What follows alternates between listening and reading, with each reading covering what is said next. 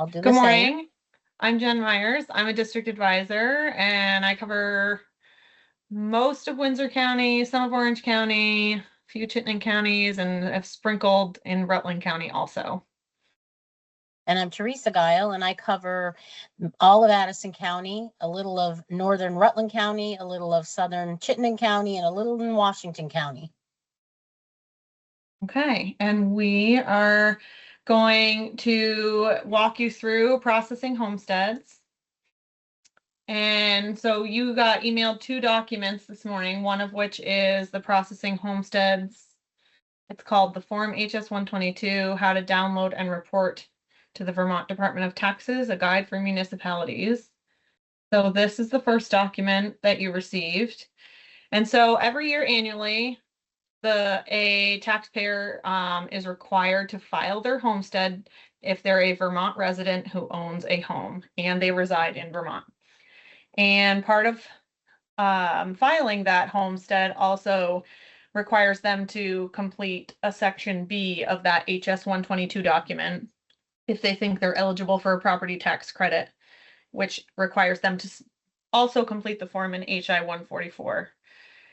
And that all goes in conjunction with their 2026 filing of their 2025 property taxes. So if a property owner comes to you because they've received a tax bill and it declares them as a non-resident, you should suggest that they complete an HS-122 form and submit that to the Department of Taxes. If they think they've already submitted that information to the Department of Taxes, they should call and speak to Taxpayer Services to figure out where their return is. And so you guys have access to get those forms online, but they do prefer that they are submitted electronically online if possible. I don't know if Lisa Pincus wants to chime in at all with any of that.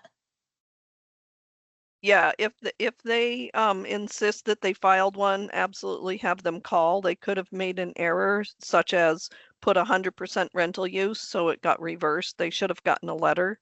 But yeah, absolutely. If they insist they filed it, they can always give us a call and we'll look and see what happened. They could have filed on the wrong span.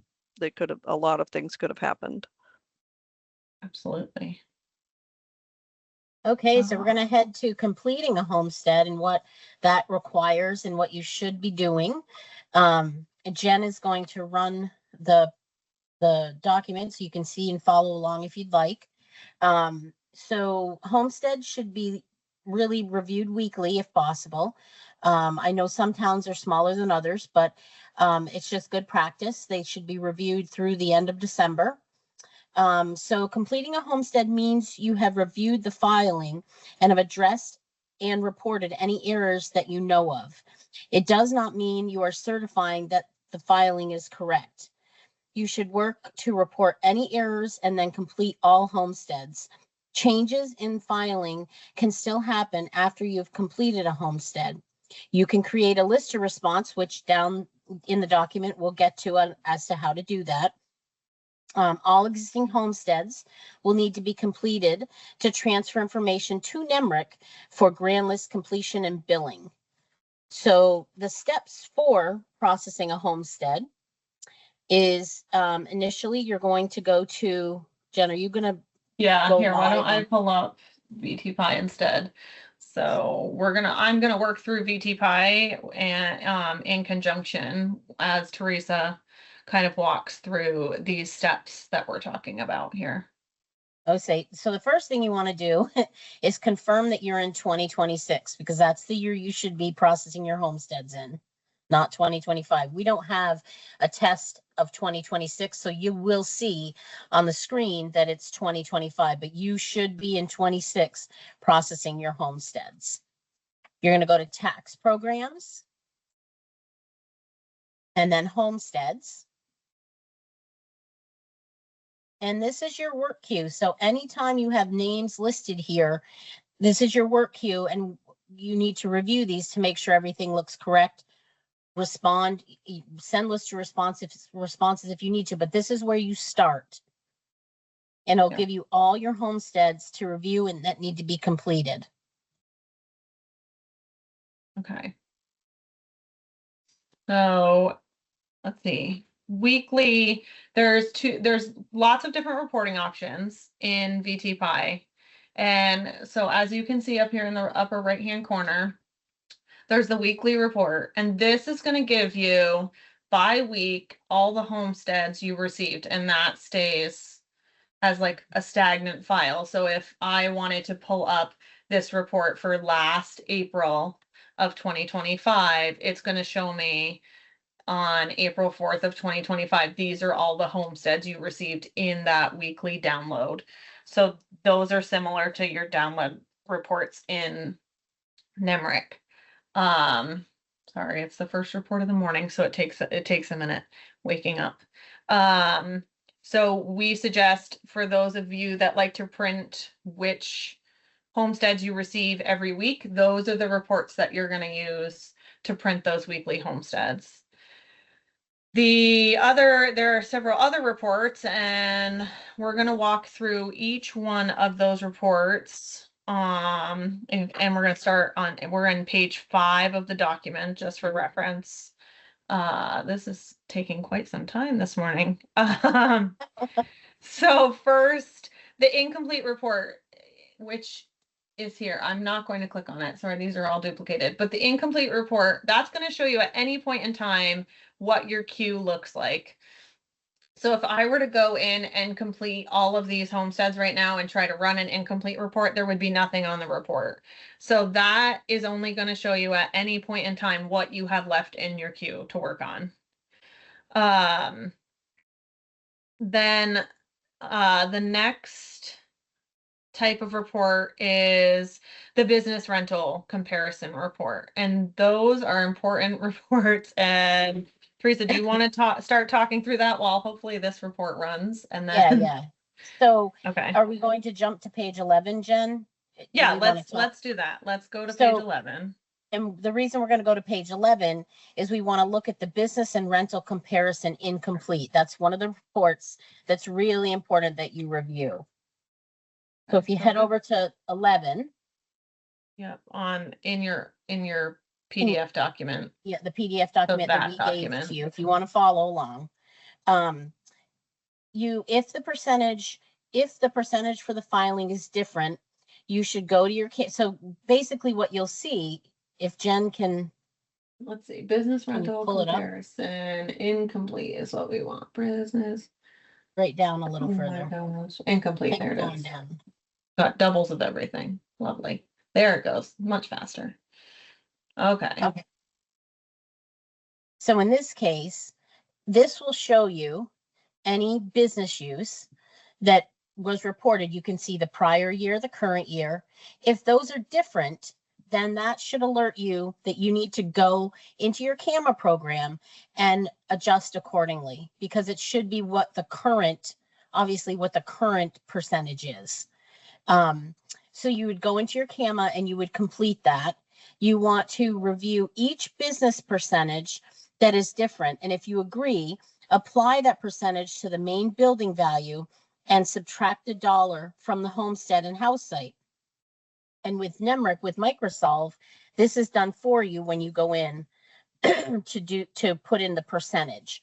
So, but it's really important that that percentage is what the current year is, and it doesn't continue to stay as a previous year. Let's see. And so for business use in particular, business use of the dwelling, if it's less than 25%, it is not deducted from the house site and homestead value. You don't have to I do think it's anything. important. Yep, there's nothing to be done for that, but that's the business use of the homestead only, or the dwelling only. Yeah. It should be 25% or more. Correct. And this report generates, as you can see, it generates 3 pages. So the first page is going to be all your homesteads with business use of dwelling. So then the next page, which gets us to, I think, page 12, right? Yeah, page 12. All right, I'm scrolling. Okay, so this is homesteads with a rental use of dwelling. So very similar to the process Teresa just mentioned, that you're going to go and make those same edits, but for rental use, you do that even if it's under 25%. Yeah, it's any percent. It could be 2%. And that needs to be entered into your CAMA.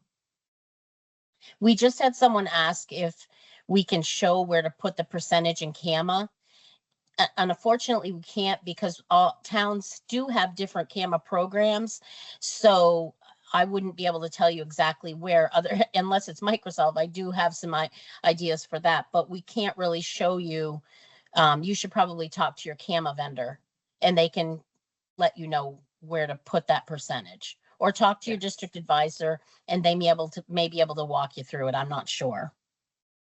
Okay. And then the last piece of this is a business use of outbuilding. And so this is just the important thing about this is that this is just a yes or no question. So there's no percentages here. So when a business use of outbuilding is reported, the entire outbuilding is considered non-homestead.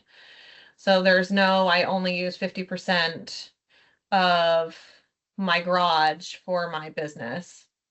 It's you either use all of the garage, that's, you know, your outbuilding, or you use none of the garage. So there's no percentage reporting here. No, it's all or nothing. So you do have to determine, as a lister, you need to determine if there are multiple buildings, what building it is. Right. And that should be in your CAMA program. You should be able to indicate that it is non-homestead and no house site, no homestead. And that will take it and put it into the non-homestead column as far as when you're reporting. But if they are claiming it, it is up to the lister to figure out which outbuilding has that business use on it. Yeah, and that could require a couple of things, right? One is if you're not as familiar with the property, you might have to reach out to the property owner or go do a site visit to see if you can determine which outbuilding is being used. I always think it's definitely great to get in touch with the property owner if possible. But you know, if need be, you certainly could do a site visit to try to make that determination. Yeah.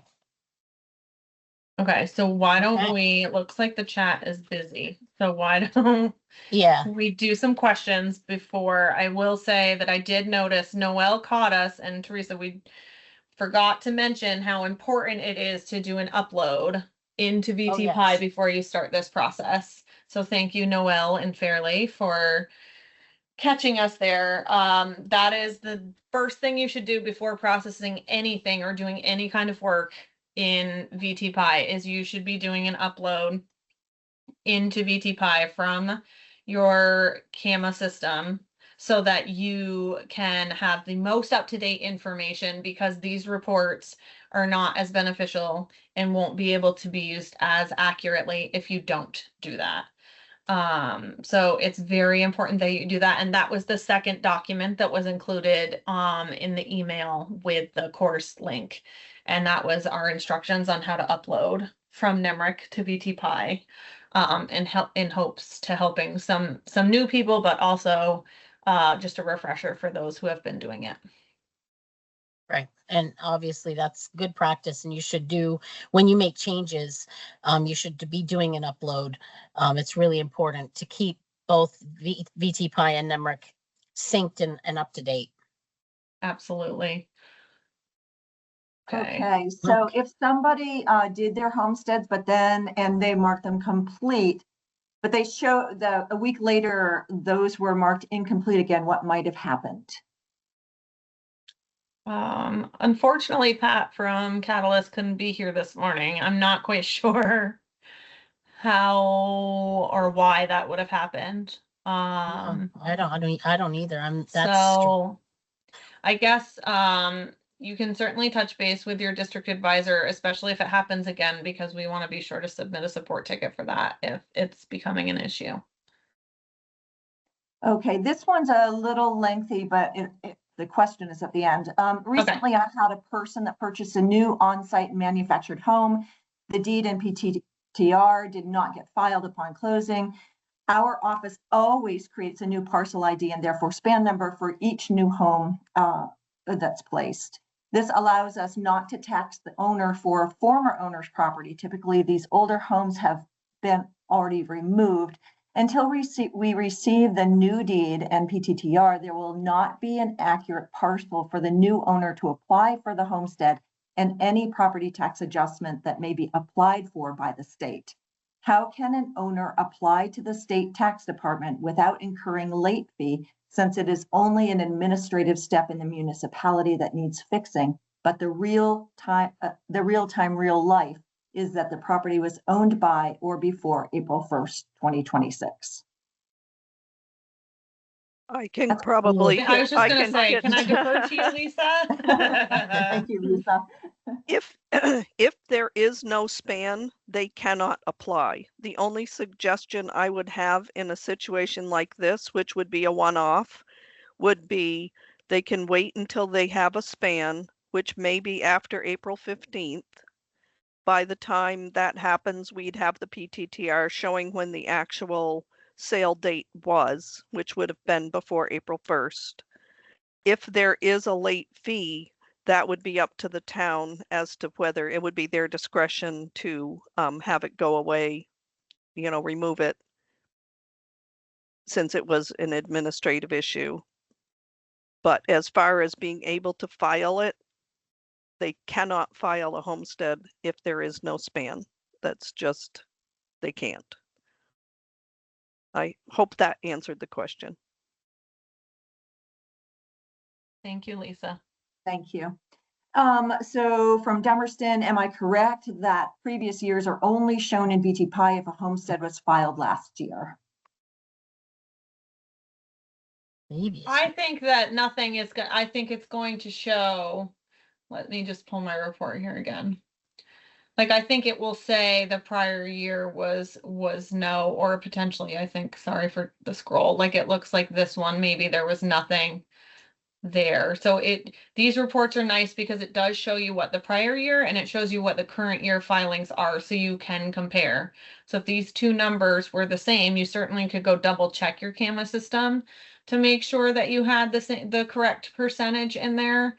But this is going to let you know, okay, these people didn't claim anything last year for a rental use of dwelling, but this year they're claiming 33%. So there's work that needs to be done. Okay, question, how do you get into VTPIE? To get into VTPIE, that website is in our document, and that's on page 2, and it's the first step under accessing your homesteads in VTPIE. And if you don't have a VTPIE login, you should contact your district advisor. Okay, when I hear CAMA system, I think the CAMA program extract. However, it sounds like when you say CAMA, you mean the working grand list from NEMRIC? Well, really, right now, yes, it's the working grand list from NEMRIC. it is the working grand list from NEMRIC, but that's only because their CAMA system is tied to the working grand list, and they talk, they interact, whereas a Patriot CAMA system doesn't automatically interact with the NEMRIC. So there is a distinct difference. Okay, I have sent over a few list of responses this year for some errors. What I find happens is they get put back in my work queue the following week and nothing gets fixed. Why is this happening? So it sounds like it's potentially working, but I guess I might have to defer to Lisa as to why it might not be the update that was put in the list of response. There could be a multiple of reasons. If your list of response says something like they live out of state, we might write to them and ask for information. So grand list isn't going to change. until we get a response back. If we can't determine, a lot of the ones where you say they're out of state, we have found that they bought the house, they were living out of state. The address you have in Grand List is an out of state address, but now they've actually made Vermont their home. They just haven't told the town to update the address. So that tends to be some of them. So we're not going to turn it off if we can determine that they have moved here and they're domiciled here now, and it is a good response or a good homestead. So it could be a lot of different things. And unfortunately, when a list of response comes in, we can't respond back to that list of response. And in many cases, it would be a breach of confidentiality for us to say, oh, we're sending them a letter because we saw ABC. We can't tell you those things. So if it's back on your list and there is no change, you can be confident that we have looked at it and made a determination, whatever it may be. And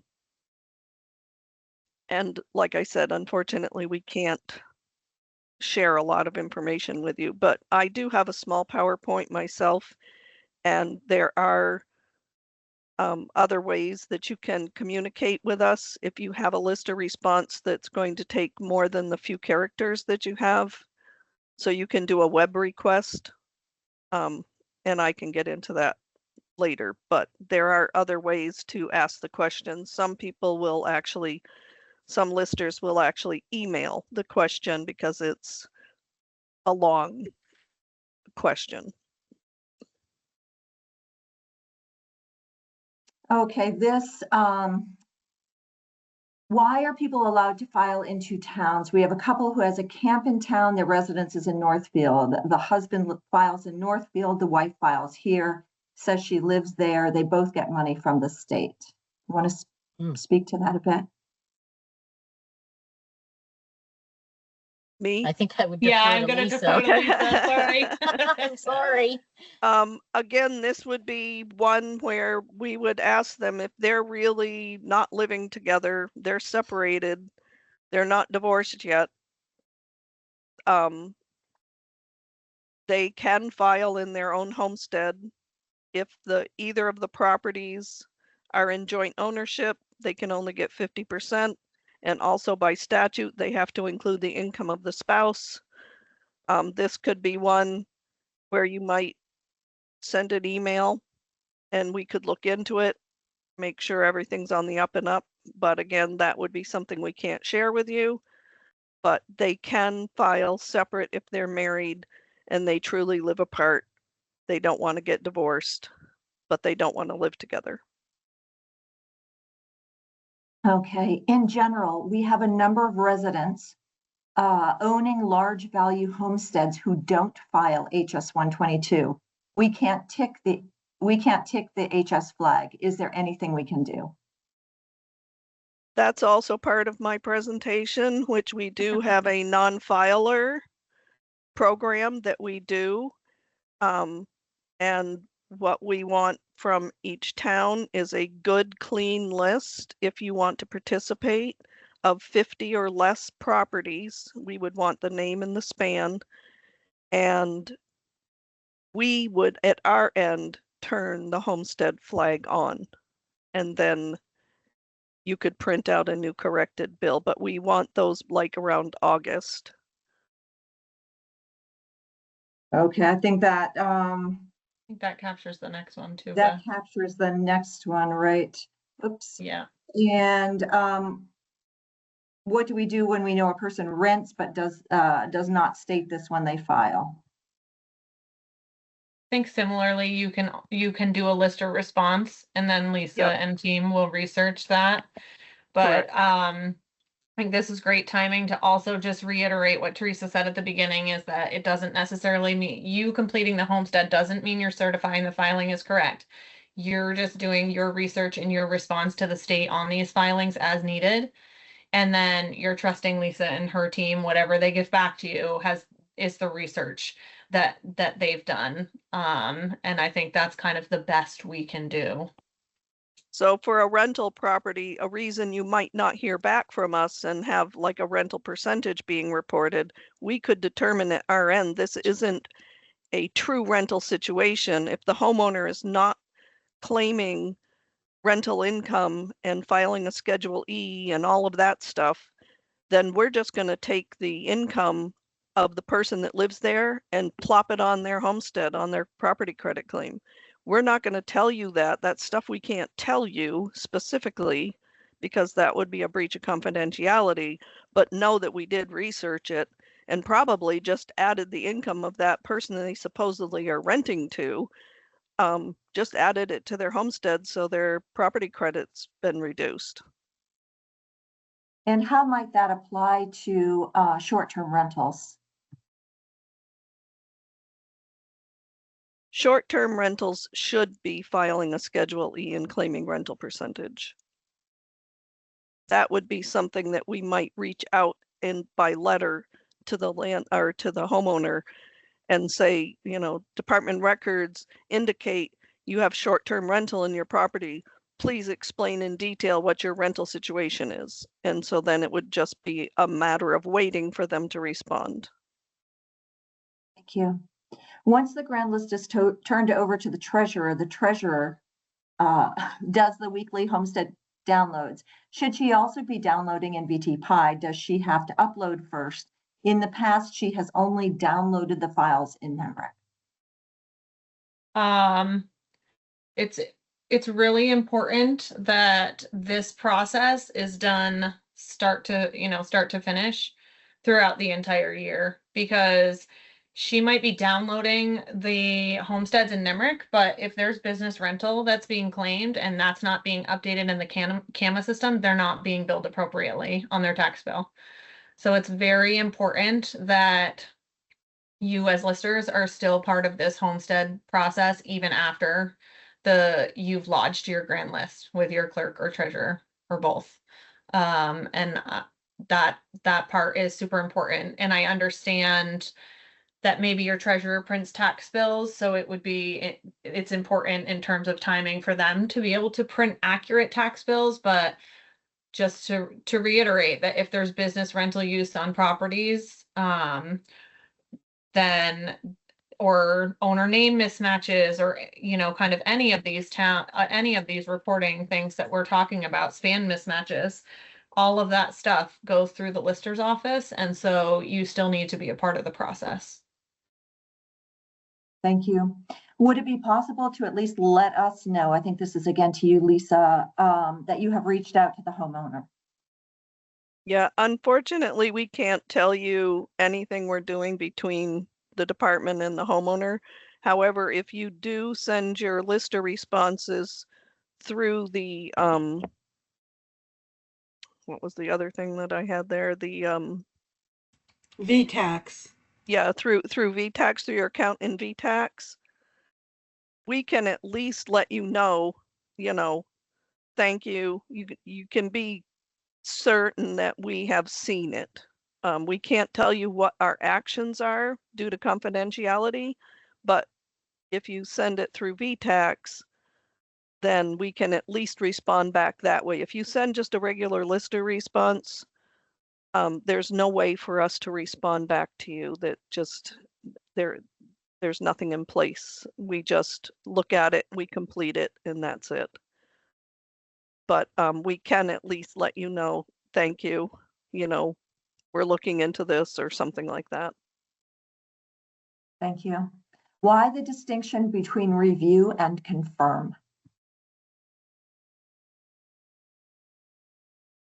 I think I think reviewing homesteads is kind of the process that you're doing. It's going through all these reports, it's updating your records appropriately, it's doing your listers responses, and then confirm, I'm assuming maybe they mean completing. Completing means you've done all the work for those homesteads that are in your queue. So ideally at the end of the day, when you've done your homestead work, there will be nothing in this incomplete queue.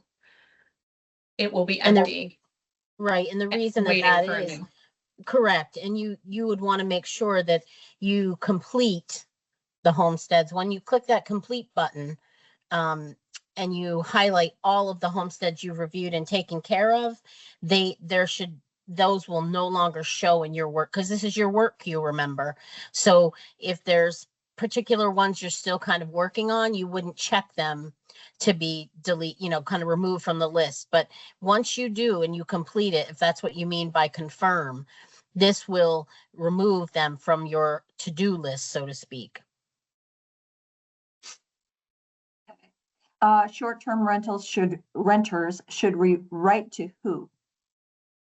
So I think that's back to me, but if you have a property that you know has a short-term rental, you would just send a lister response or an email to the department and we can look into it. There is a part of the law that says if they rent for less than 14 days, they don't need to report any rental.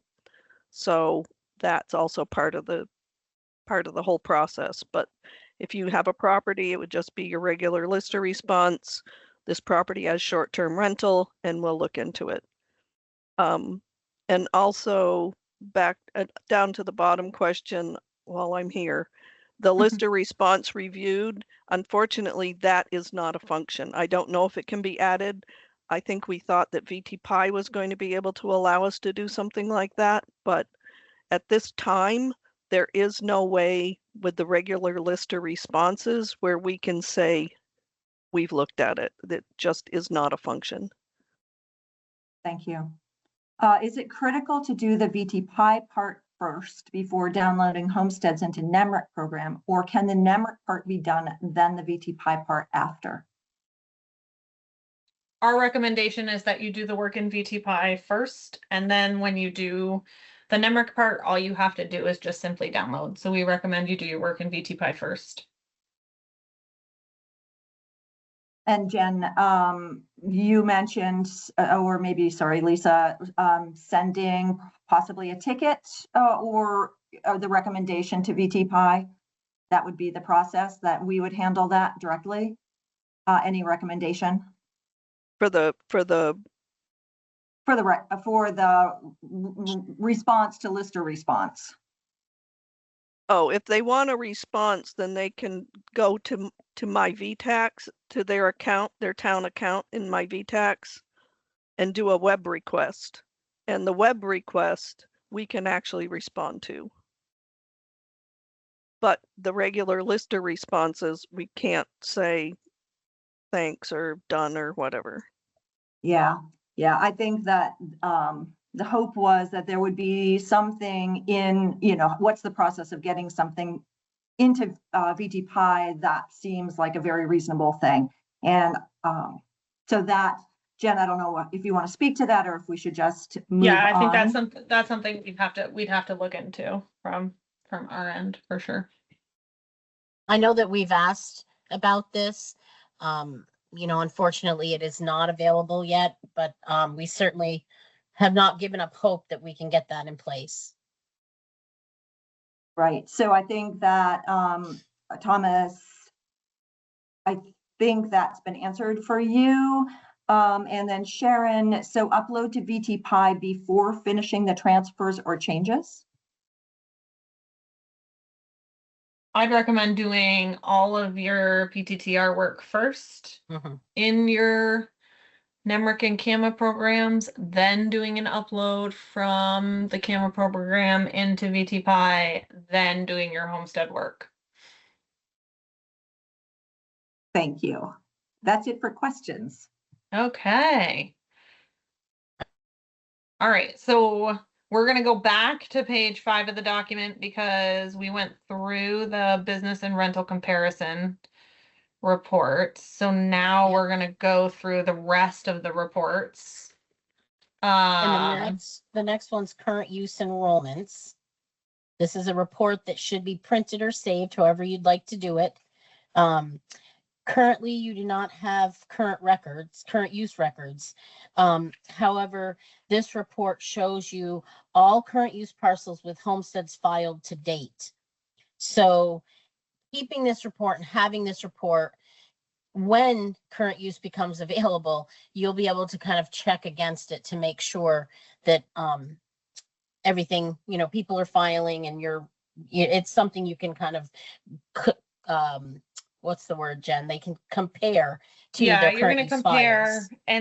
and it'll be more helpful once your current use comes into play, because if there is somebody who hasn't filed yet and then late down the road their filing comes through later, that's going to put that current use back into your queue for you to review there. So it's a good kind of heads up as like, I have current use work to do. It's also important to note that if there are enrolled farm buildings on a current use application, those need to be non-homestead, which means they'd have to claim a business use of an outbuilding.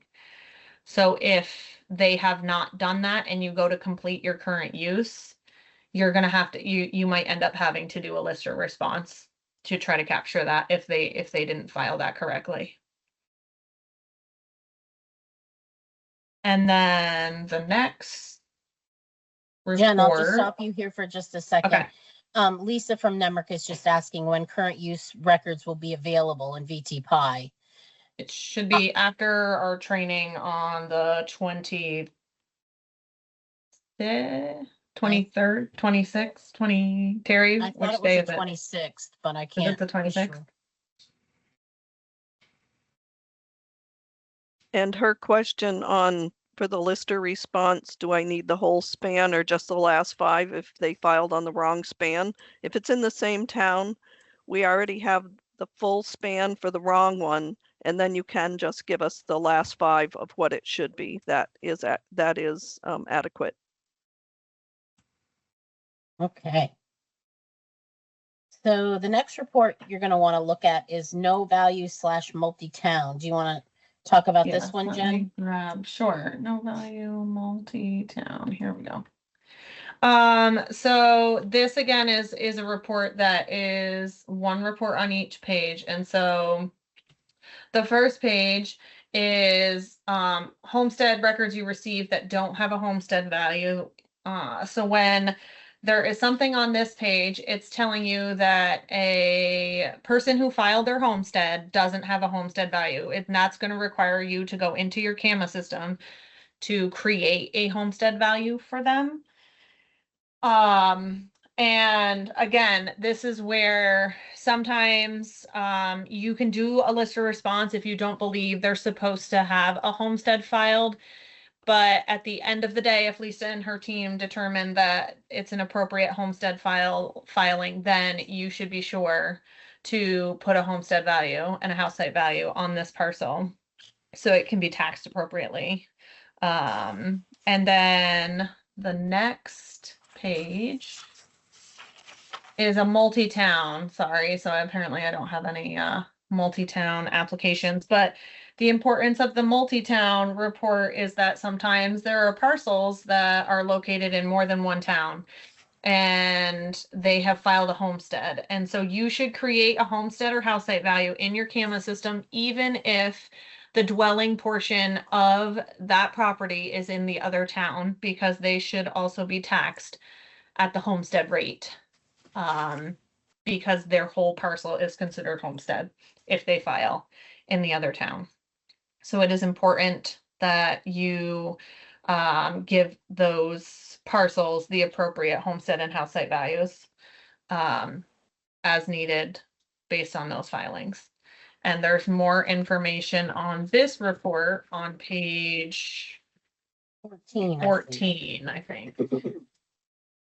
And again, anytime you're adding a homestead or house site value to a property, you need to notify that taxpayer to give them a chance to grieve. So it's important that you, as you're creating these homesteads and house sites, you're flagging these parcels to receive a change of appraisal notice. Well, it will actually be a change of allocation in the homestead, non-homestead. So it won't be a true value change, like your value didn't change, your total value didn't change, but your value in what is allocated to homestead and non-homestead is now different, and they are required to get notice for that. Correct.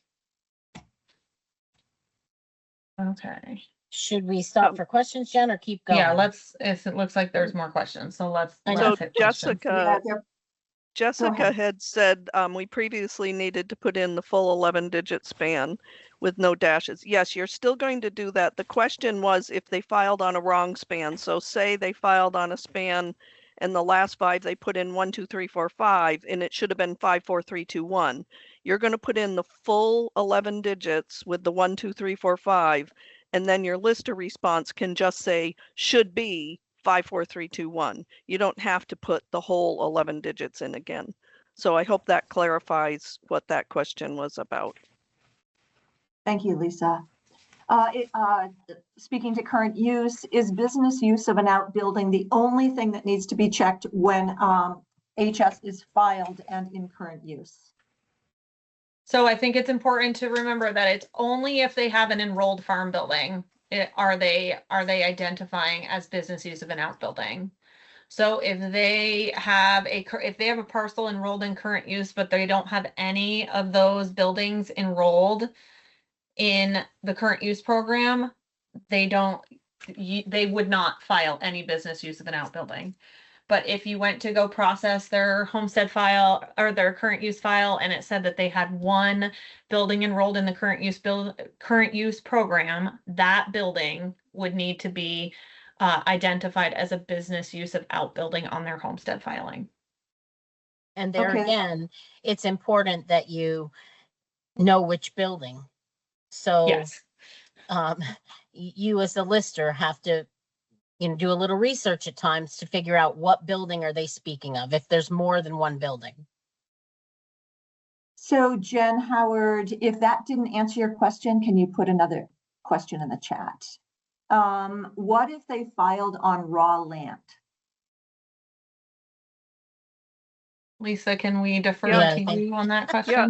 So if they filed on raw land and it's not a contiguous piece with another town where their house is actually in, then you're just going to send us a lister response saying raw land, no structure or no dwelling or something like that, and we'll look into it. It could be they own 2 properties in the same town, they just used the wrong span. Thank you. But what if, Lisa, could I follow up on that and just ask you? So if Jed means they just own land, excuse me, they haven't built yet, and they want to file on the value of the land. They would have to have built and owned and occupied on April 1st of 26. So if it was raw land in 25, but now there's a structure after April 1st of 25, they can get the declaration only, but the new bill will now have a structure. So and if they apply for a credit, they can only apply on the value of the land. Okay. Okay, does sorry, go on. There's Lisa. one for me specifically here. So our letter says department records show or indicate that this is a homestead. It doesn't say the town tattled on you. So it says that the department records show that this is, your homestead, and here's the law saying you have to file. Thank you. Does the program auto flag with changes, or do you have to know exactly what to flag? I believe in NEMRIC, if you update the homestead value, a pop-up happens that asks if you want to flag this for grievance. And you would say yes, and you could make a notation. And if it was 50% business use filed on the homestead, you can put that little note in there to save it so that when you go to run your change notices at the end of the year when you're lodging your grand list, those would be included in that. Thank you. For the multi-town filing, are you saying that if our town doesn't include the house site, we still need to add a value for the house site? And if so, how would we do that? Okay. I'm just If rereading it in my brain. Yeah, I know. If there's a house on the property, you Yeah. should be assuming a site. Yeah. So if you're the town that just has the excess acres or just acreage, they can still file a homestead on that piece of it. You don't assume a site then, but if you're talking about the house is there, it's on site, you should be assuming a site. Yep. Okay, you mentioned change of allocation notice. Will that still be done through NEMRIC Grand List this year? Yes. Yes, your change of appraisal notices are done through NEMRIC. Your current use change of allocation notices will be in VTPIE. And the difference that while it is a change of appraisal, it's really not a change in value. It's a change in what's being put where, what's being allocated where, how much is in non-homestead and how much is in homestead. And that is what you're required to notice on. Yes. Thank you. Built and occupied before April 1st, but it can be incomplete, correct? I think, Lisa, probably a combination of us, but I Yeah, assume if they're in there and it's not complete, but they are actually living there, you're okay with that? yes, as long as they're occupying it. If it's still not livable because there's no water, there's no sewer, there's no electric, and it's just a shell, then no, because they can't occupy it. The deal is they have to own it and occupy it. Okay. How do we report non-filers? Lisa mentioned this earlier, which was creating a list of less than 50 people that included a span and their name, and you were providing that to Lisa and her team in the department, and they would do some follow-up. Is that right, Lisa? Yeah, and wait till August. Don't Yes. do it too early, because they still can file up to October. But what you can either do, you can do a Excel spreadsheet, you can just do an email and have them listed. But what the important pieces we need is the homeowner's name and the span of the property. And and like I said, it just needs to be a good list, one that's been vetted. Okay. Do you have to have septic/water to be considered habitable? Is that part of being homestead? Not 100%. We did have a guy that had a shed in the woods, and that's where he was living. He was 24 years old.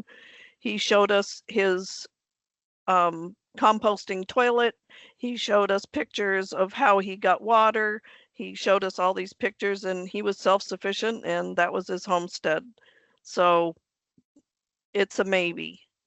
9 times out of 10, yes, it needs to be, but it needs to be habitable. Okay, that's it for questions. Feel compelled to speak to Chris's comment, land in another town affects the homestead value. House and all acres that you own, house site has to be house up to 2 acres in your town. Let's see. Can someone who has moved to an assisted living facility claim a homestead for a property they still own? Only if there's a chance of their returning to the home. If they've moved to assisted living because they had a hip replacement and they live alone and the doctor, excuse me, the doctor's not allowing them to stay in the house, that would be something we would write a letter. We would get something from their doctor saying once they can walk up and down stairs, they can go back home, or if they can find somebody to live with them. So, but normally, if they've moved permanently to a living facility, no. If it's temporary until A, B, and C happen, then yes. Thank you.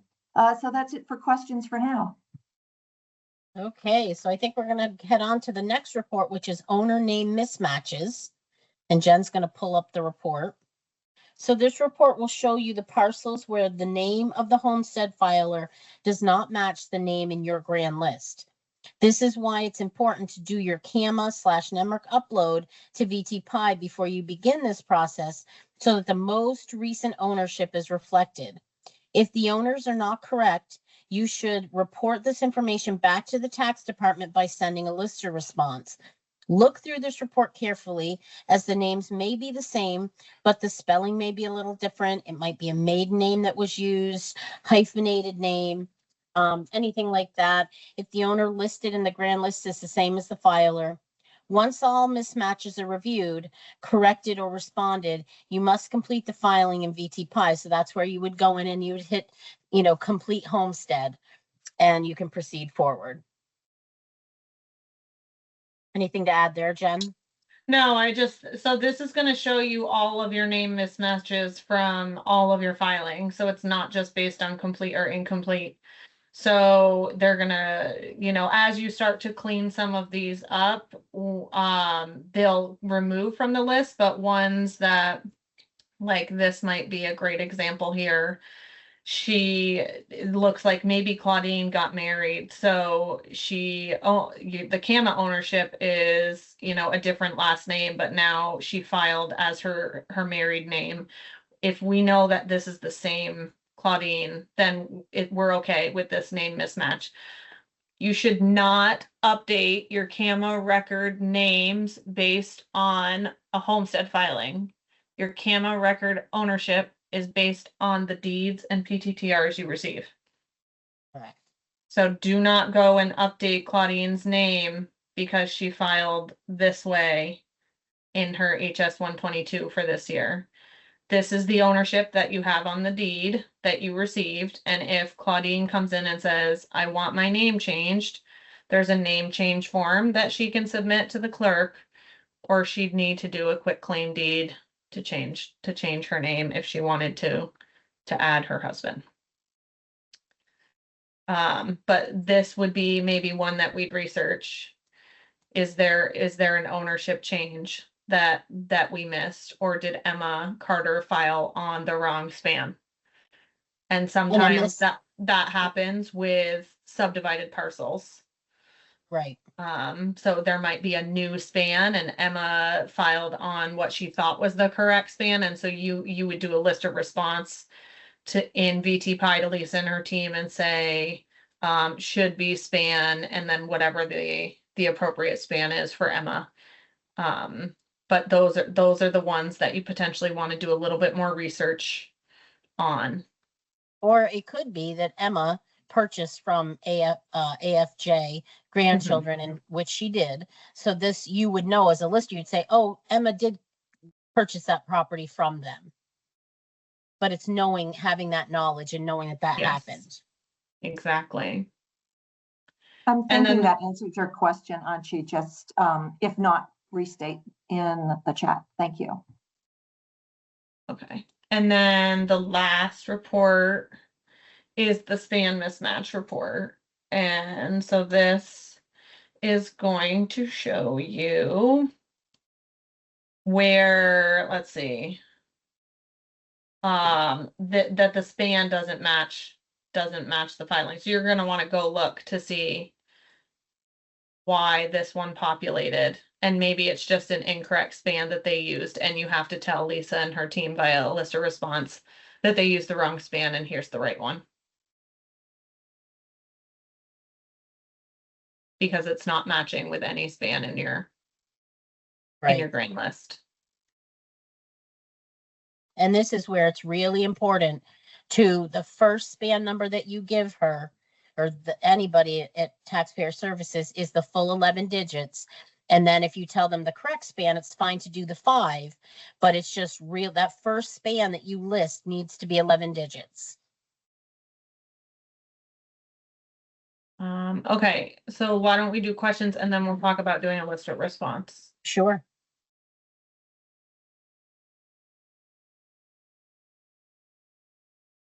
Is there more questions, Beth, or should we keep going? Oops, I'm sorry. I muted myself instead of unmuted. What happened to the homestead withdrawal form requirement? And actually, do that question, and then I think I was muted for my comment. Okay, that's all right. Lisa, can you touch base on that? The homestead withdrawal, it's an HS 122W. I don't know what you mean by the requirement. I'm not sure what. Okay, so what that Sandra, if you can, question is, if you can but, follow up on that. for And as Lisa, far we as can go. getting the non-filer list, we go through all of them. I'm not sure, Sue, when you're sending them, how you're sending them, but last year we had like 2,000 that we worked through. So I'm not sure, but if you send us the list in August, if you send it too early, we can't address it. But if we send it, you get it in August or beginning of September. We may have information at our end that we can't particularly share. And if they're saying that they don't live there, that's not much we can do. As far as the AARP piece, it could just be the few that you had, the person that did them did something wrong, because I know that this would be a huge problem if none of them were sending the 144 through. So it could just be that a few of the examiners that were preparing the returns didn't click the right box or something.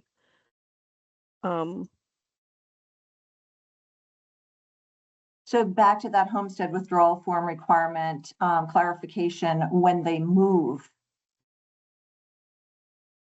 They don't need to withdraw when they move unless they filed a homestead before April 1st and then moved after April 1st. That would be when they need to withdraw. If they were there on April 1st of 2026 and they owned and occupied and they sold it after April 2026, they do not need to withdraw because they were the owner occupant on April 1st of 2026. So the only time they have to withdraw is if they sell it before April 1st and have already filed.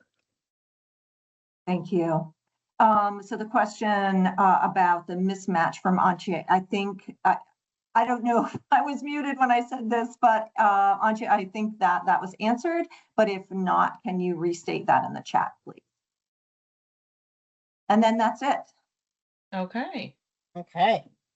So we're going to head to how to send a lister response in VTPIE, and Jen will run the show on the computer. So if we wanted to pick any of these for any various of reasons, we would open the filing, and all I did was click on the filing that I wanted to do a lister response on. If I run all my reports first and I want to find the right span that goes to my filing, I can type the last 5 of the span in this box and it will narrow down my scope of work that way. You can also use these tools at the top. So if I click on applicant, it can go Z to A or it can go A to Z. You also can get your business use filtered to the top, doing the same thing. If you click on those titles, it'll filter all of your business use properties to the top. And then you could do the same thing for rental, and you could do the same thing for improvement. Unfortunately, you can only sort or filter by one column, so you can't get all of your stuff to the top, but you can use the columns to try to isolate your work if that's easier for you. So if you just click on any of these filings, you'll notice at the top there's a tab that says lister response. And you're going to do what's called creating a new question. So you're going to click this blue button and you're going to use this drop down for subjects. And if you don't see the appropriate subject or the subject that you want to talk about, you can just use non-resident. And you only have 60 characters to type to Lisa and her team. So you need to be brief, but you need to also be direct and descriptive all in one. And if that is difficult, Lisa is going to show you how to do a web response. There's also an email in this document that you can use to send an email with more information to Lisa and her team if you had more information than could fit in the 60 characters. But I might say Cecil doesn't live here. He doesn't live here anymore. And then I'm going to click save. And now it's created a lister response. And it says who it was created by, and it says the date it was created by. And so our recommendation is that you give Lisa and her group, you know, two to 3 weeks potentially, if not during busy season, a little bit longer to get that lister response in their system on top of provide a potential update.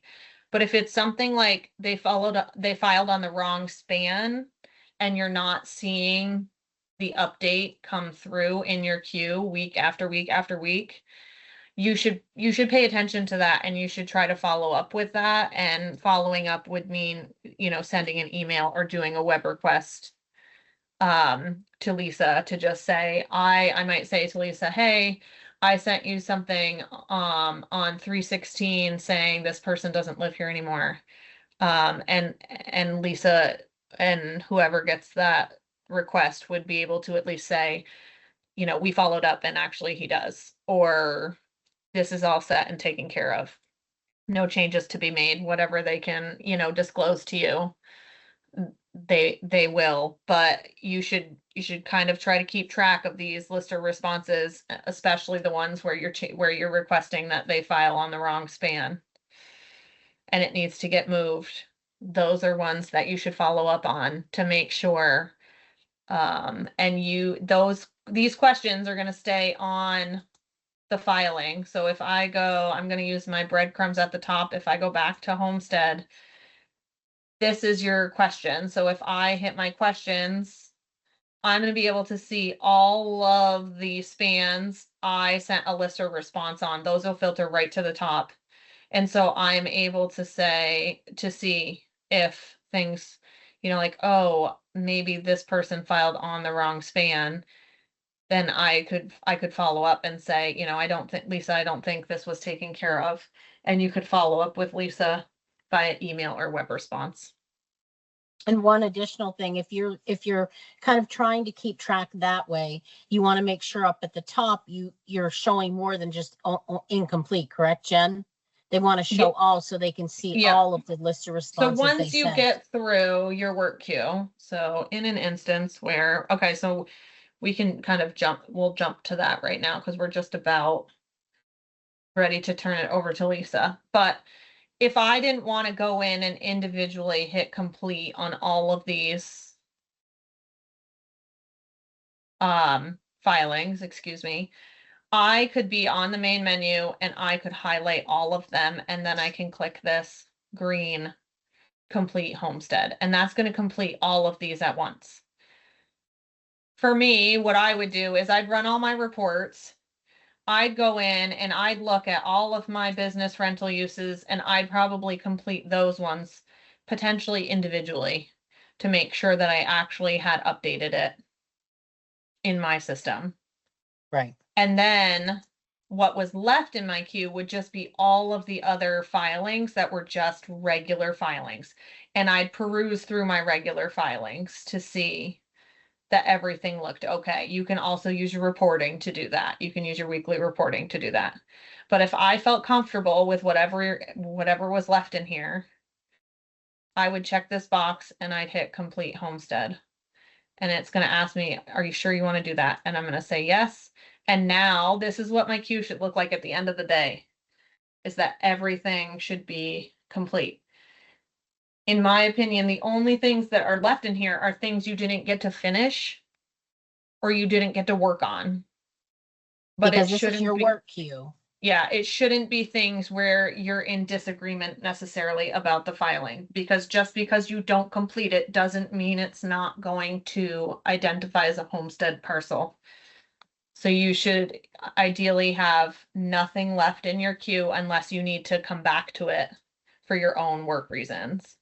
So now if it's Thursday and I say, oh, I wanted to look because I thought that there was a filing that I had a question on. And I forgot what I wrote, and maybe I didn't write the right thing. I'm gonna go and I'm gonna try to find the filing. Okay, here's Emma Carter. And here's a response on it. Per Lisa and her team's request, and I'm sure she'll reiterate this, ideally you're only doing one list of response per filing. Because what happens is it does come into their queue, and then it continues to resurface in their queue. And so if you're not patient and waiting for them to finish doing their process, it just continues to add to their work queue if they might already be working on it. So we request that you do one list of response, and then if you're not getting, like if you're not seeing an update come through your work queue week after week after week, then you should reach out via email or web response. Is that right, Lisa? Yes. Okay. I mean, we got this last week, we get hundreds this time of year, hundreds of these web requests, or not web requests, but list of responses. And we have a team of 18 and we're processing everything else too. So if you give us a couple weeks, that's great. Last couple weeks, we got 2 different list of responses saying that the name didn't match, and one of them got divorced and one of them got married. So you're not going to see anything come through on those because they're valid, but we can't tell you that. So unfortunately, but just because you don't see us change something doesn't mean we haven't looked at it. Yep. So if you wanted to follow up on something like that, that's where Lisa is requesting you either email or use the web messaging service to follow up on those instead of sending another list of response. Which for something like that, I could say, yes, we looked at this, this is valid. You know, it's good. So give confirmation. The homeowner should be coming to you, to the town, and saying, hey, I changed my name, or hey, update my address. But we can't make them do that, and we can't really tell you that either, but we have looked at it, and whatever's there is valid. And I think it goes back to, and we'll just reiterate this, the lister's job is in there to do their due diligence. They need to send their lister response. And that really is, I don't know, for lack of a better word, you're not the police for this. So it's really, you've done your part. If you know something and you've sent a lister response, you have done your piece. Totally.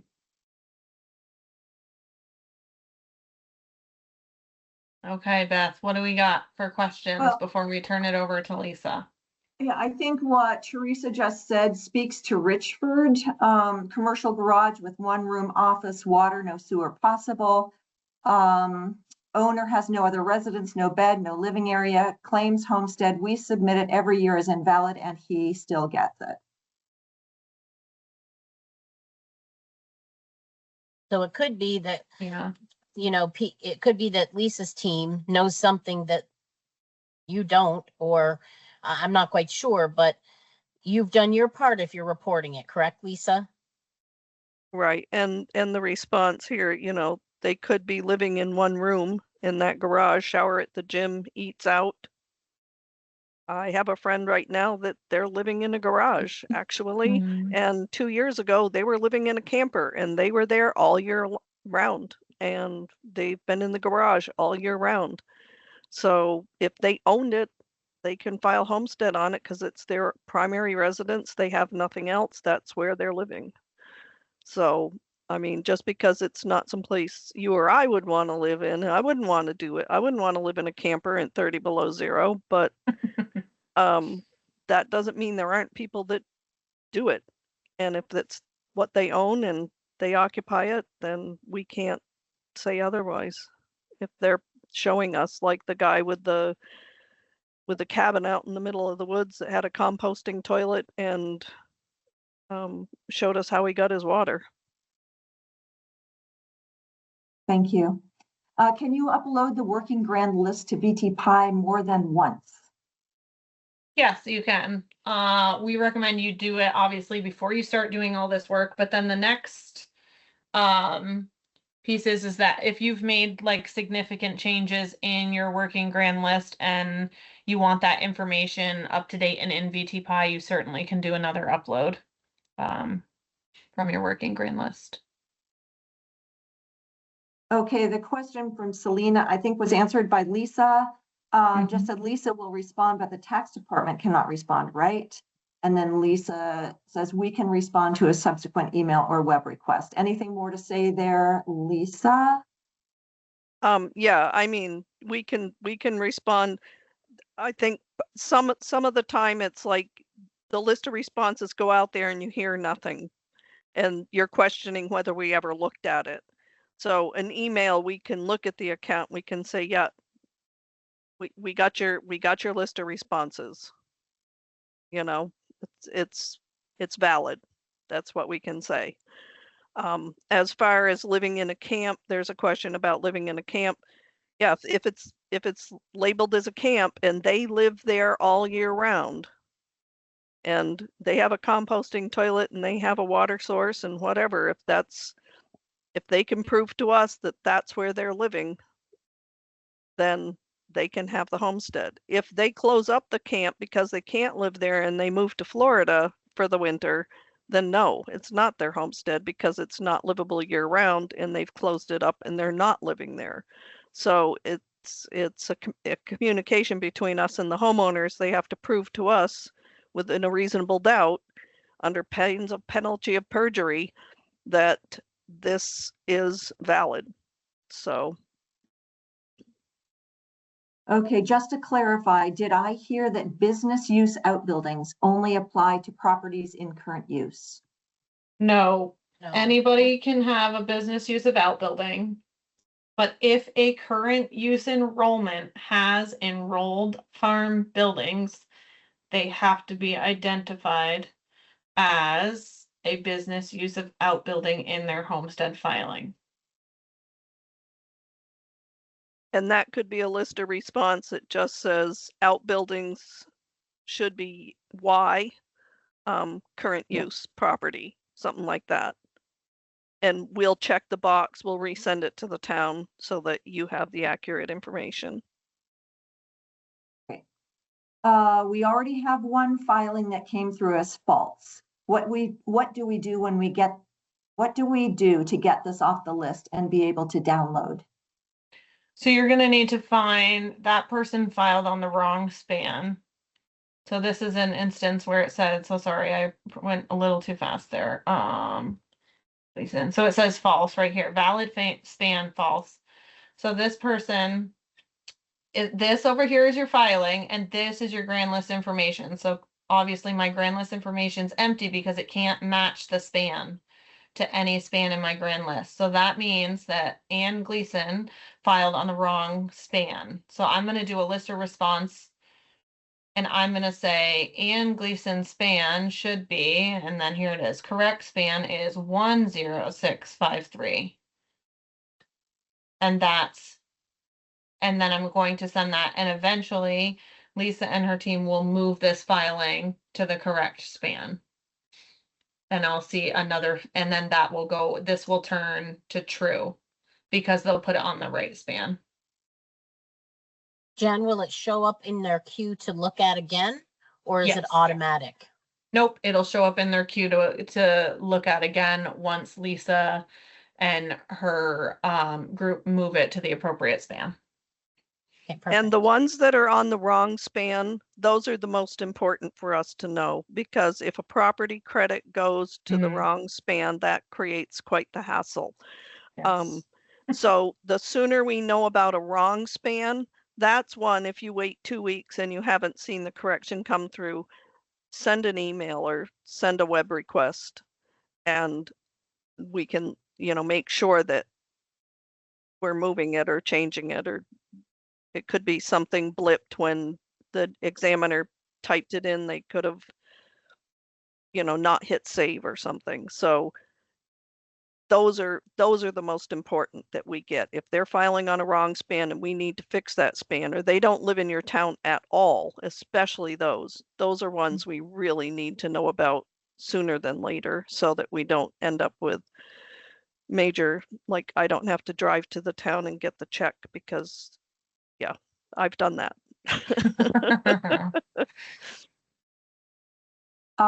Lisa, I think that you responded to this question already. So this falls under the living in a camp modification. Is that the one you said? Have you responded to that? Which one was that? It's at 1012. So this falls under the living in a camp modification. I think that's speaking to something you were speaking about prior. And you mentioned another question further down, which I think this one is, but I'm not sure. So, camp modification, I think there were, I think it's, if they're year round in a camp, claim homestead, would it be R1 or R2, S1, S2? That's within grand list. I don't know the answer to that. But if there was one where if they only live 2 months in the winter, then they're not living there year round. So no, that could not be a homestead. It's not their year-round residence, because they're closing it up because they can't live there for the full year. Okay. Someone was shown to have business use of an outbuilding. When I inquired, they said it was a mistake. Do I need to do a response, and what category would it be put under? Yeah, send a response and just say no business use. A lister response, just say no business use, and we will uncheck the box and resend it to you. Lisa, does it necessarily matter which subject line they use in instances where it doesn't? No. I think that's one of the bigger questions probably on the horizon right now. Most of them come through as non-resident. When the VTPIE came, we were going to have more options. We technically don't really look at this. We look at the span number and we look at what you're telling us. We don't look at the reason. Okay. But you have to select a reason in order to type your reason. But you do have to select a reason. So most of them come through as non-resident, and that just comes through to us as we just see NR. That's all we see. We don't see the whole word. We just see NR. But you have to select something. It doesn't really matter what you select. Okay, perfect. We want the span and we want the reason. Thank you. Okay, comments from Chris. Summary of lister response. Lister response in VTPIE. If you want to know if Lisa Taxpayer Services, you must email Lisa Taxpayer Services and ask, and they will respond. 2, lister response in VTax will get you acknowledgement that Lisa Taxpayer Services received. The false notice was for a person we have no grand list filing for. Wrong. I guess the question would be, wrong span? And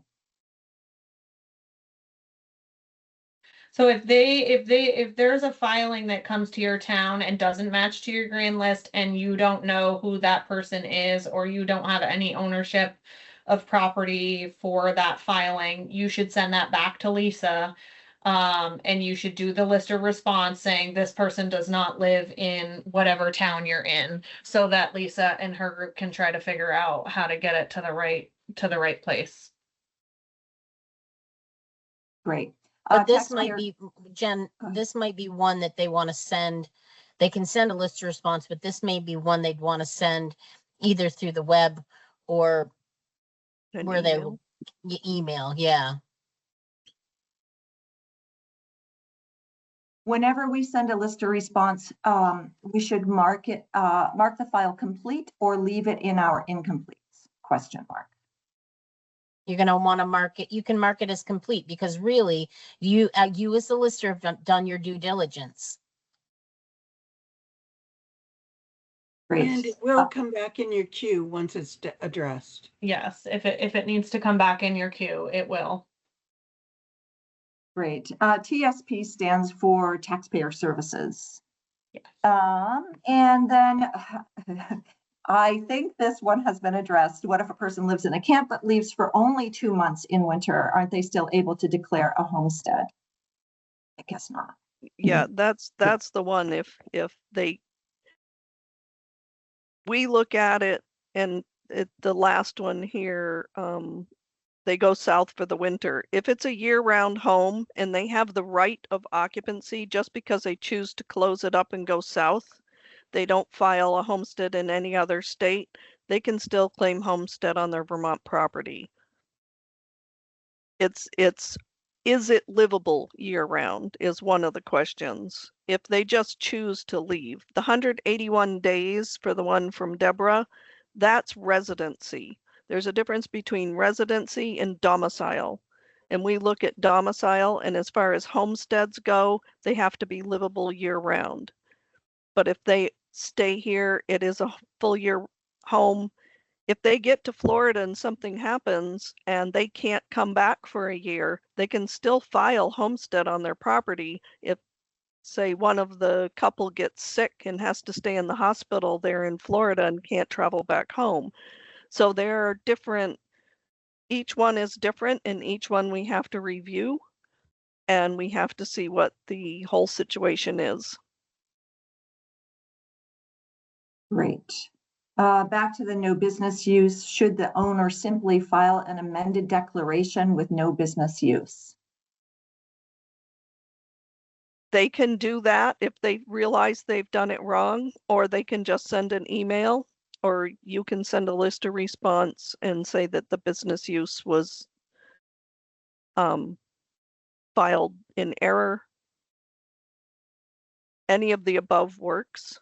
The fastest way is just an email or a list of response saying business use. There is no business use, error. Great. I think these next two questions you have covered, Lisa. 181 days. We didn't mention the number of days. Does that pertain to homestead? No, I was mentioning that the 181, that's for resident, to be a Vermont resident. So there's differences between residency and domicile, and whether something can be your homestead. There's also a new rule that if you're renting on April 1st and you live in the property for at least 183 days of the year, then you can still file homestead on the property, but you just would have to claim your rental use. Great.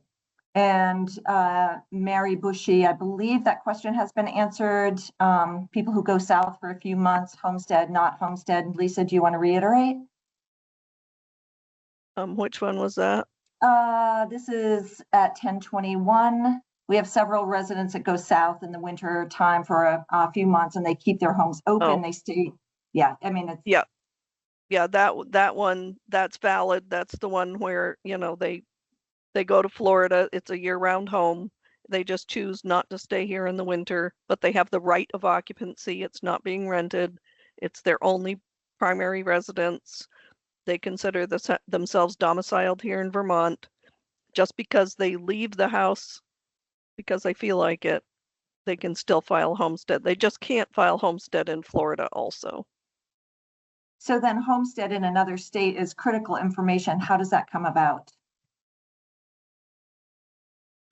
Most of the time, the state of Florida particularly contacts us if somebody's trying to get a homestead in Florida, and they'll ask if their property here in this Vermont is already homestead, which is grand list information, which is public.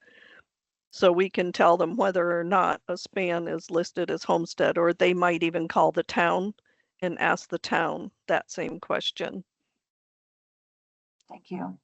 If all the homestead declarations have been accepted by the listers, can we go back later on if more detailed information is received and then send a response on the filing?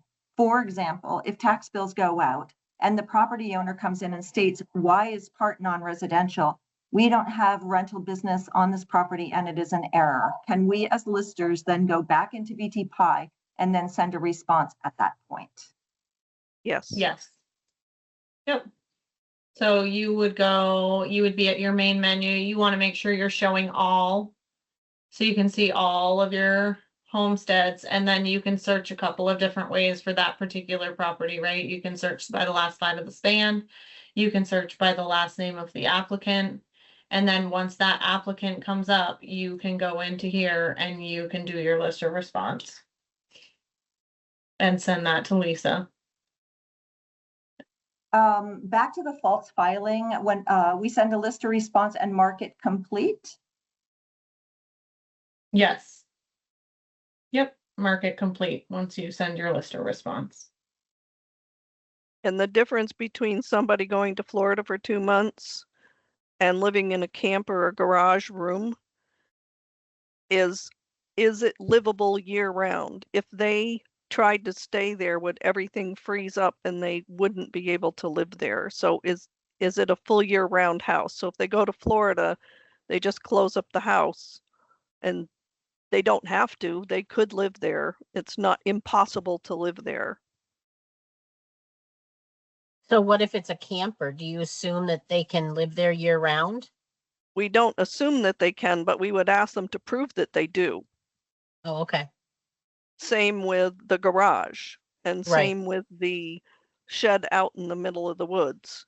We Okay. made them prove to us that they live there year round. Okay. But that's up to Taxpayer Services, Right. not the listers. The listers just can give us the information and we will do the research. I think that's all we've got for questions for now. Okay, and the last little bit that I don't want to forget to touch on before we turn it over to Lisa for her little presentation, which maybe she's touched on all of her presentation because these have been great questions, is the list is doing the download in NEMRIC. So I'm just gonna switch my screen here. Bear with me. There we go. So this would be what your NEMRIC working grand list menu looks like. First things first is definitely do an update. If this is highlighted green, you should do that update. And then you should also do a backup. And then once those things are complete, you're going to click on number 7, homestead declarations. Receive homestead declarations from the state, and this is old NEMRIC, so it won't let me do that, but yours will download the same homesteads that you got from VTPIE into your NEMRIC program, so you have appropriate billing ready to go. Okay, so now I'm gonna stop sharing and I'll turn it over. Teresa and I are gonna turn it over to Lisa. And she has a little presentation for you guys from her and her department. The last question here was, what's the benefit of sending a list of homesteads to the state? So these would be, the law requires if you use your home, you use your property as your primary residence, you own and occupy, you're a Vermont resident and you're domiciled in Vermont, the law requires that you file homestead, regardless of whether the homestead rate in the town is higher or lower. It doesn't matter. It's the law. So the benefit is to have everybody be compliant in the fact that they live there and they own the property and they should be filing. A lot of the people in some of the towns, they're older people, they don't have to file income tax, they don't think they have to file homestead, and many of them could qualify for a property credit that they're just not aware of. And we're hoping to reach out to that group and get them to comply and possibly get some relief, and then you won't have so many properties going into tax sale or have your tax collectors have to be harassing them. So that's kind of the benefit, that we get people in compliance, and we also are targeting some of the low income people and getting them the property credits they deserve. So I'm Lisa Pincus. Many of you email me, you've talked to me, you've seen me in different presentations. I'm very available.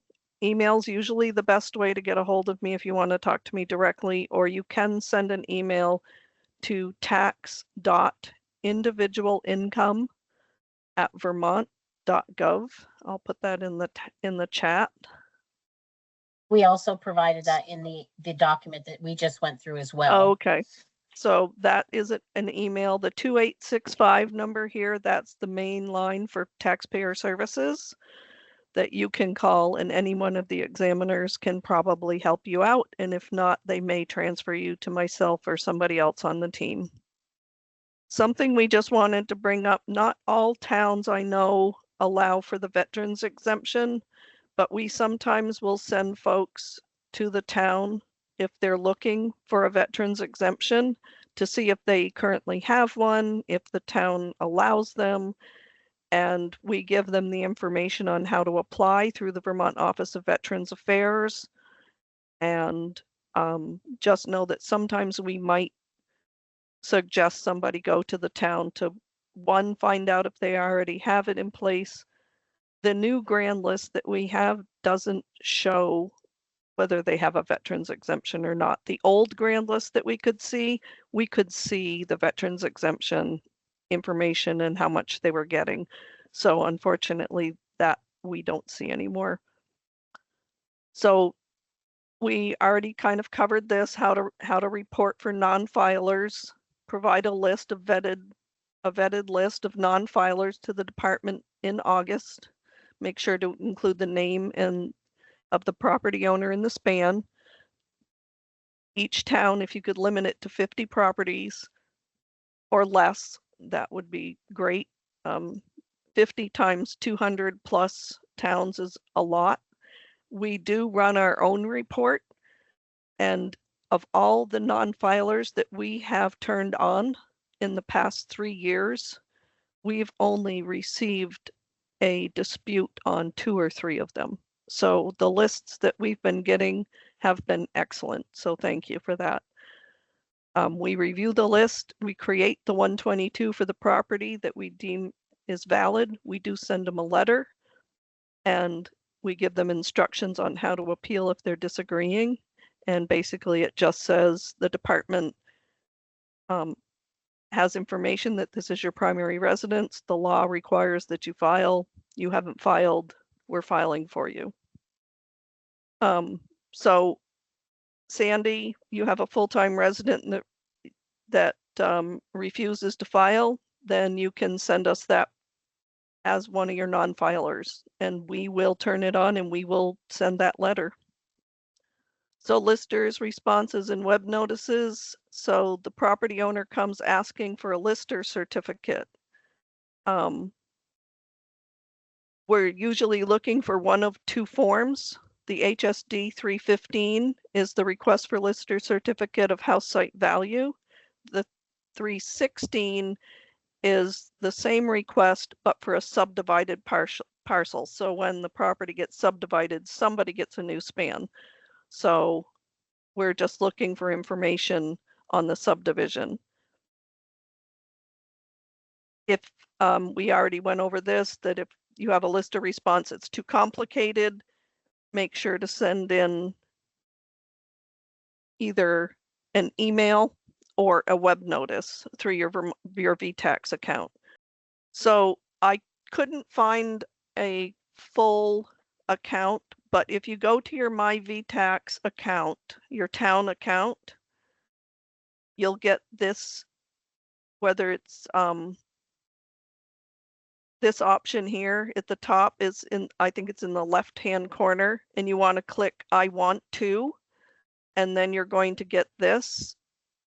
You're going to get a bunch of different options. In one of the boxes says messages, and I want to send a message, and you click on that, and that's how you get into send us a web request message. You do it through your My VTax online account.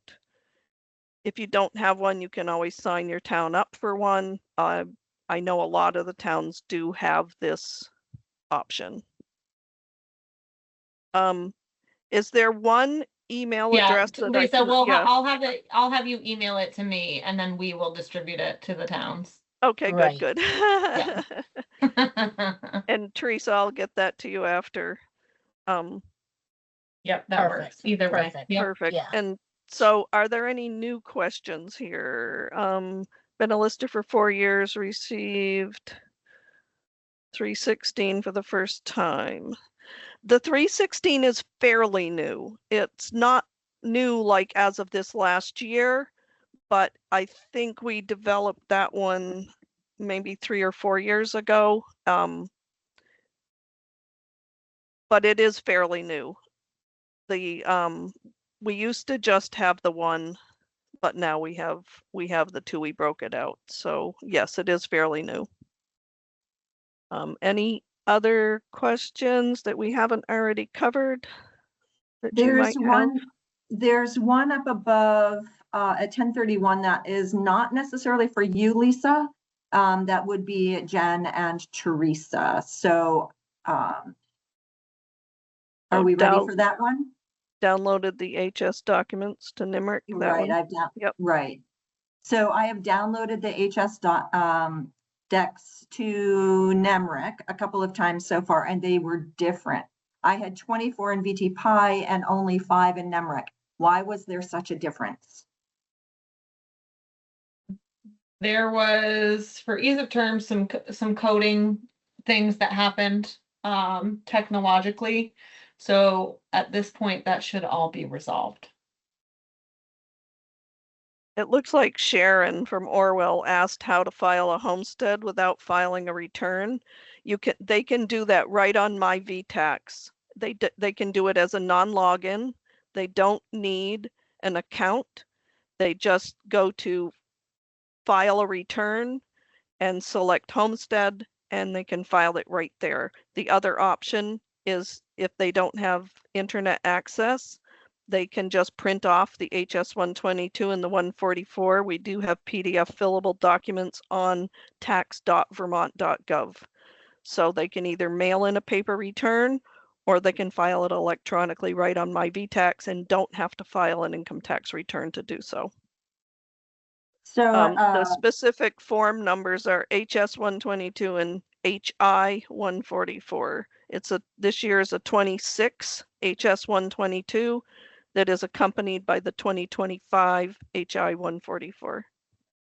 Okay, from Lisa, if you get these issues cleared up now, it will make the state payment information much easier to deal with this summer.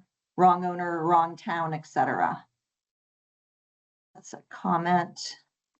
Chris, the email address to send lister responses, but that would be the tax.individual income. If the lister responses go directly into My VTax, the regular lister responses. So how would someone with no internet get these forms? Oh, I'm sorry, I'm having a really hard time keeping track. No, it's okay. Yeah. Yeah. If they don't have internet, they can call that 2865 number and tell the examiner that they want to order the forms, and they would just give them their name and their address, and we would mail them forms. Or public libraries sometimes have the information too, yes. I am hoping that is all the questions. We've kind of been all over the place here. How about you, Lisa? Did you see any others? I know you were following it pretty closely. I was trying, and then when I started talking, I kind of lost it. Okay. Yeah, someone said that it would be helpful if you printed off a few copies of the 122 and 144 and just kept them handy at the town office in case somebody comes in. You could just hand them off a couple copies and they could fill them out and mail them in. That's an option. Ah, interesting. I've completed so many already, but now I've learned so much. Can I go in and uncomplete them and redo them? Absolutely. Yeah. If the ones you sent in were inaccurate, you can send another one and fix them. Yes. Yeah, sorry, Sharon. I was trying to keep up with with responses that were happening to the questions before anyway, what if the subdivision is an abutted property that will be added to other owners' span? That's at 1037, Lisa.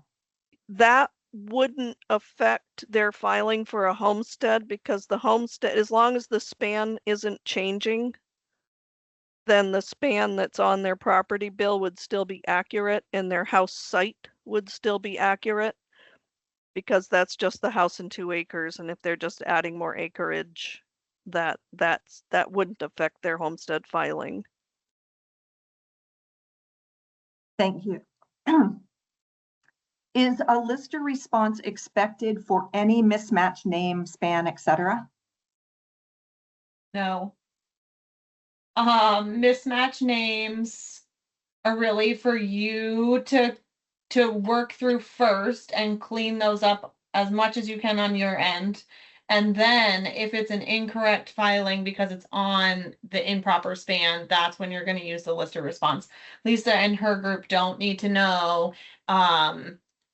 Jen Myers is married and filed, but her property says Jen Stetson because that was her maiden name. Lisa and her team don't need to know that. As long as you know that it's a correct filing, you can just let that one go. And same But with the mismatch addresses.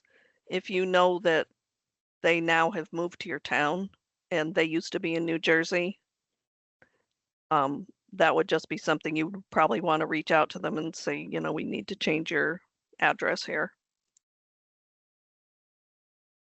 But any type of concern with a span, if you've got an incorrect span, that you definitely should be, sending a response. Yes, anything that is going to require taxpayer services to make an adjustment to the filing is when you want to do your lister responses. If it's work that you can do internally in your office, you don't need to do a lister response. Hopefully that's helpful. Natasha said how? I'm not sure. Yeah. Oh, I think she's trying to change her name on, that's a different. Oh, okay. And then Ansha, to complete the HS decks in VTPIE, I usually go by the reports. Is there any other reason to open individual filings if they are not flagged in one of the reports? I would say no. Yeah. It's really, pulling those reports, seeing what you need to look at, what may the differences be for business use or rental use or use of an outbuilding, name mismatches, spans. That's going to give you the information you need to address if you have to address something. If it's a standard, I'm just filing my homestead, that's completely fine. You don't have to go into each one to review. Thank you. Whoop, Deb, yes, if you use the life estate and grantor flags and such for your grand list, then yes, you can send us a lister's response and we will mark the box and resend it to the town so that your grand list can be accurate. And the question is, what is the 316? The 316 is a lister's certificate, request of house site value for a subdivided parcel. Sounds like everything's quieted down. I don't have anything else to add. Does Lisa or Teresa or any of the other district advisors on have anything else to add? I think I'm good. I don't know that there's anything else I need to add. No, I just like to reiterate, do them as soon as possible, as soon as you can, and send your responses to the state because then your process will be easier later.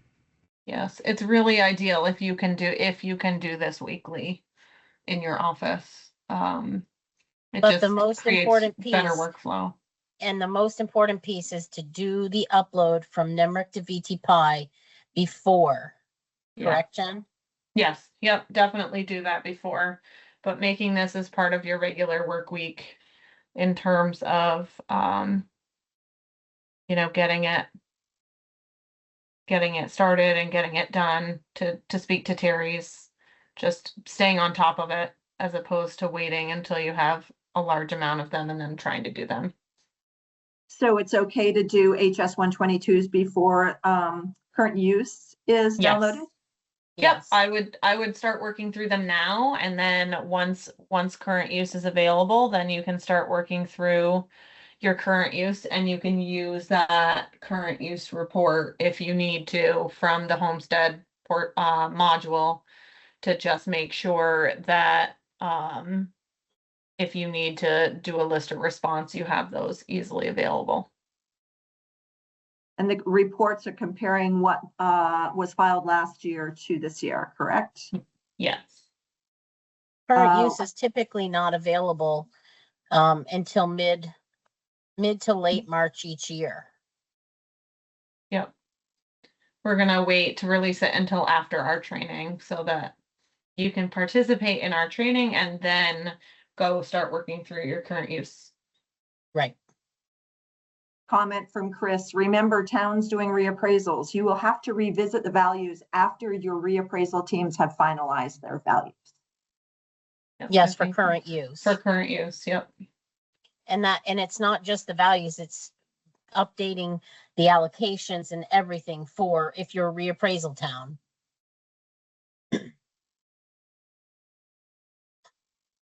But names and incorrect span can be done, Yes. not just no and for HS decks. I'm not sure. You guys want to speak to what Chris is putting in there? What did he say? Is it the yes, no questions? Is that what Yeah. he means? Yeah. So the yes, no questions can be done before, and whether or not the declarations are accurate, I believe is what he's saying. But absolutely wrong spans or people that are filing that don't even live in your town, because we found that for some reason they're selecting Washington as being their town, but they actually just live in Washington County and they don't live in the town of Washington. So they're filing with a span in Washington town and should be filing on a span for a town that's in Washington County. So those are the ones that get really messy if we don't get them in time before the property credits go. And so just the sooner the better. There may always be some, if they file the week that we send that property credit file to the town, then the town doesn't have time to catch it. The department doesn't have time to fix it. And that's when things get messy, but it's not anybody's fault per se. It's a timing problem. But if we can get them early, then we can address them. Okay, I have a problem with rental and business that was declared in the previous year. It's still on the file there. This year they don't declare it. You need to be aware of removing it. It needs checking. You want to speak to that, Lisa?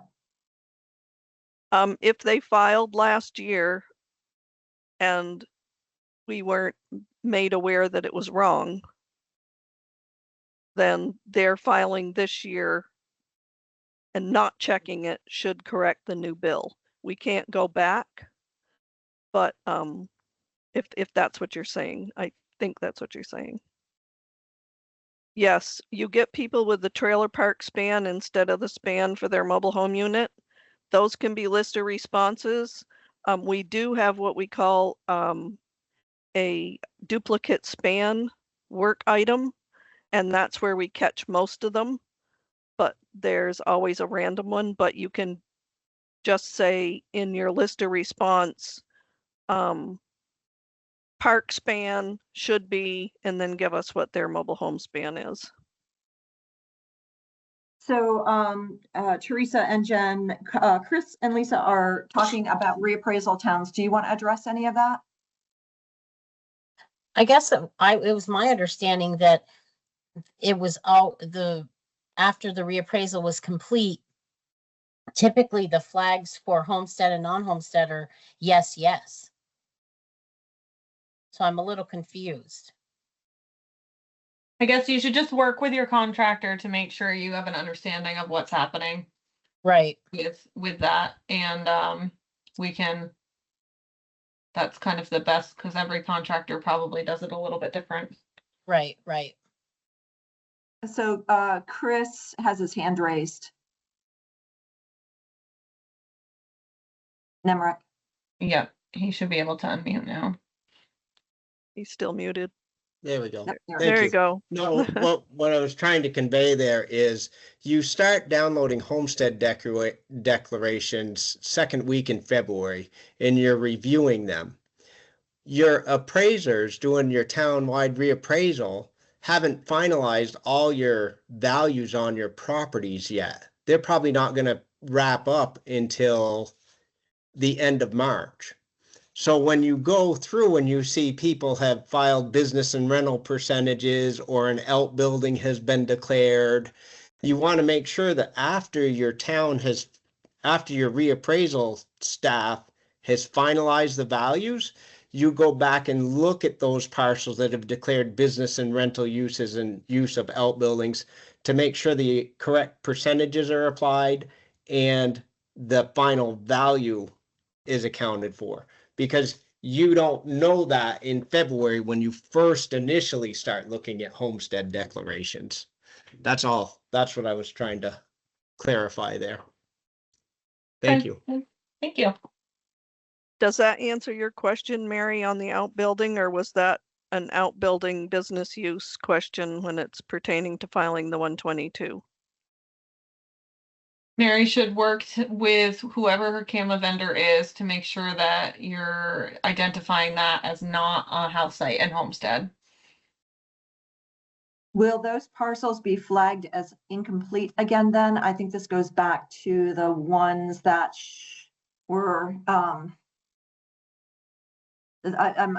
guessing, aren't you? Yeah, so any of the reports in VTPIE, you certainly can do them now. And then when your reappraisal contractor has finished doing the reappraisal and uploaded values for you, you can run any of those reports and you can use them as complete reports. So you could run your business rental comparison report as a complete, which means if you already completed it, it's going to show you all your business rental filings that happened that you've completed. And so you could use that list to go back, like Chris is talking about, and just double check to make sure that everything looks okay for their compared to their filing. Okay, I'm going back to 1052 from Lisa. When a taxpayer files for state payment after and a state payment is issued directly to the property owner, is that reflected in the final reconciliation that towns receive for education tax liability? Chris says no. How is someone able to claim a domicile/homestead if the house is rented and has been for 10 years and they don't claim the rental income? They shouldn't be. That should be a lister response. However, if it's not a true rental situation and it's family members that are living there and they have the right of occupancy and they're just traveling the world or whatever, and it's their primary residence and that's their domicile, then they can file homestead. When they file, they should be including the other people's incomes, but they don't need, if it's not a true rental situation, they wouldn't be claiming rental. But if it's a true rental and they're renting the whole house and they're not living there, then they shouldn't get it. I think Chris is saying that Lisa is asking about state payments that get mailed back directly to the property owner January 1st through March of 2026.